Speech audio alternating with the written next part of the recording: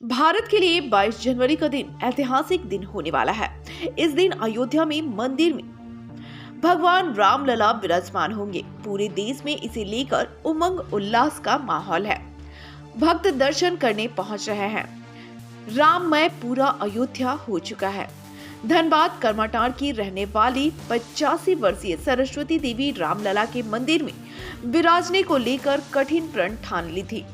प्रण था कि जब तक रामलला मंदिर में विराजमान नहीं होते वह मौन रहेंगी। लगभग 30 साल से सरस्वती देवी मौन धारण की हुई हैं। राम की भक्ति युगों युगों से भक्त कर रहे हैं। कलयुग में सरस्वती देवी की भक्ति का चर्चा पूरे कोयलांचल में है। घर से अधिक सरस्वती देवी तीर्थ स्थलों में रहती हैं। इस दौरान भी हमेशा मौन धारण किए हुए ही रहती हैं। अगर परिवार के लोगों को कुछ कहना होता है तो लिखकर सभी को अपनी बात बताती हैं। वहीं सरस्वती देवी के छोटे पुत्र हरिराम अग्रवाल ने बताया कि विवादित ढांचा गिरने के बाद उनकी मां मौन धारण कर ली थी। प्रण ली थी कि जब तक भगवान राम मंदिर में विराजमान नहीं होते वह मौन ही रहेंगी। 30 साल से मौन धारण किए हुए हैं। 22 जनवरी को रामलला मंदिर में विराजमान होंगे। उस दिन मां अपना प्रण तोड़ेंगी। उस समय मां ने अपनी बात लिखकर बताई कि मां मौन व्रत के बाद पहला शब्द सीताराम सीताराम बोलेंगी। पत्थर मंदिर से अयोध्या रामलला विराजमान दिवस के दिन का निमंत्रण आया है। 8 जनवरी को मां जाएंगी।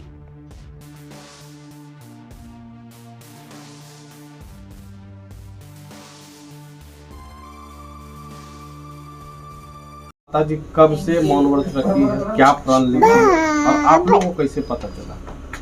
जैसे माँ पहले अयोध्या में बराबर जाते रहती है और जाती भी थी, अभी भी जा रही है। तो वहीं पे जो है ना धीरे धीरे मेरे ख्याल से वहीं से स्टार्ट कर दी थी अयोध्या से मौन रखने के लिए। जैसे वहाँ 1-2 महीना मौन रही, उसके बाद हम लोगों के यहाँ आई तो हम लोग को लगा कि भाई थोड़ा दिन नहीं बोलेगी, उसके बाद बोलेगी। लेकिन धीरे धीरे ऐसा हो गया कि दिन पर दिन निकलता गया और हम लोगों को ऐसा एहसास भी नहीं हुआ और 30 साल बीत गया। इसका रीज़न ये है कि ये 30 साल के दरमियान ज़्यादातर जो है तीर्थों में ही बिताई है। हम लोगों के हिंदुस्तान में जितने भी तीर्थ हैं ना, ये करीब करीब सब जाती है। कभी 3 महीना, कभी 4 महीना वहीं रहती है, उसके बाद आती है।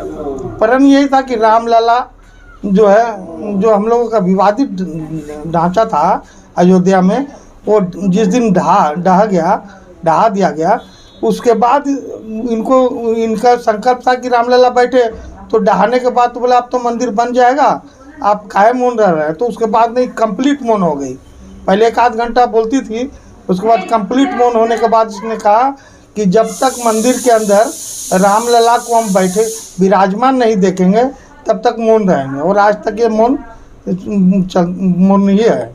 अगर कुछ कहना होता था माता जी को तो फिर आप लोग कैसे बताते? तो ये या तो इशारा में बोलती है, नहीं तो फिर कागज में लिख देती है। ये बताई है ना कि हम सीताराम सीताराम सीताराम बोल के अपना मौन खोलेंगे। तो माता जी ये बोली कि 22 को हम ये खोलेंगे। हाँ, लिख के दी हम लोगों को कि मैं 22 तारीख को मौन खोल दूँगी। तो इस दरमियान में जब रामलला वहाँ विराजमान होंगे अयोध्या में, तो माता जी कहाँ रहेंगी? माँ तो अयोध्या में रहेगी ना।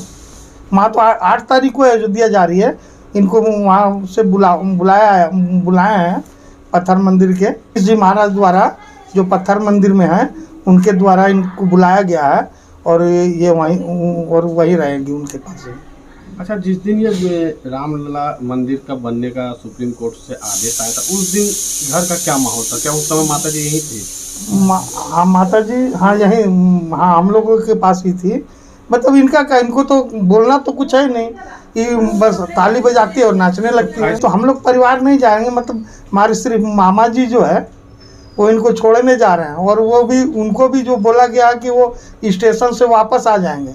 इनका सिर्फ एक ही का ही जो है ना अलाउड हुआ है। हम लोग माँ का जो है इस मंदिर को बनने का श्रेय किसे देती है, कभी लिख कर बताइए? हाँ, लिख बोलती है, लिख के दी है। मोदी जी तो दशरथ के रूप में है और योगी जी गुरु वशिष्ठ के रूप में हैं। ये दोनों न रहते तो मेरे राम मंदिर का निर्माण नहीं होता और हम मौन नहीं खोल सकते। अब उन लोगों ने निर्माण कराया है, इसलिए मैं अब 22 तारीख को मौन खोल सकूँगी।